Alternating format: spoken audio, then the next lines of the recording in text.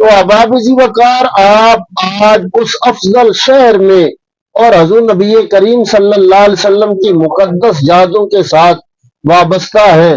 مکہ پاک میں جتنے احباب بھی آتے ہیں وہ اللہ کے مہمان ہوتے ہیں، اللہ کے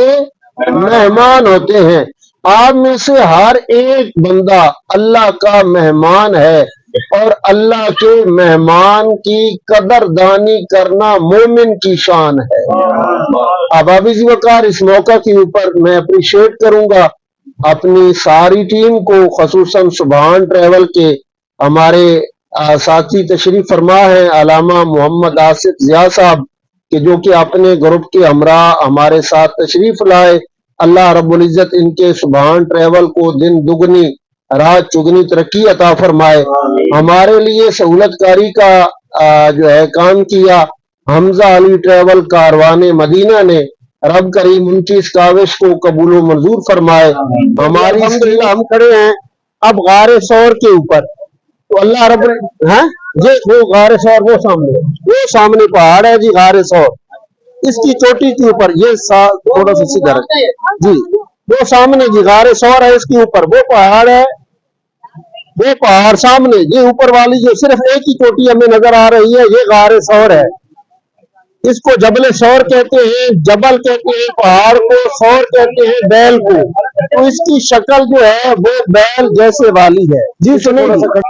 یہ غار ثور ہے کہ جس میں حضور نبی کریم صلی اللہ علیہ وسلم 2 دن اور 3 راتیں اس غار میں آپ تشریف فرما رہے۔ حضور نبی کریم صلی اللہ علیہ وسلم کی خدمت کے لیے حضرت سیدنا صدیق اکبر رضی اللہ تعالیٰ عنہ نے اپنا تن من دھن سب کچھ یہاں قربان کیا۔ احباب ذی وقار، یہی خدمات ہیں حضرت سیدنا صدیق اکبر رضی اللہ تعالیٰ عنہ کی کہ اللہ رب العزت نے آپ کو یہ مقام عطا فرمایا ہے کہ تمام انبیاء الہ العالمین نبی پاک صلی اللہ علیہ وآلہ وسلم کا صدقہ اور ان مبارک جگہوں کا صدقہ، مولا کریم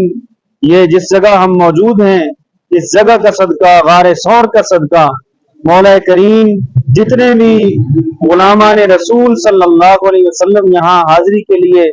آئے ہیں، مولا سب کی حاضری کو قبول و منظور فرما۔ یا الہ العالمین سب کو ہر قدم پر خیر و برکات نصیب فرما، دنیا اور آخرت کی بھلائیاں عطا فرما، سب کے تمام عمروں کو، تمام طرح عبادتوں کو، تلاوت کلام پاک کو اور تمام اعمال صالحہ کو اپنی بارگاہ میں قبول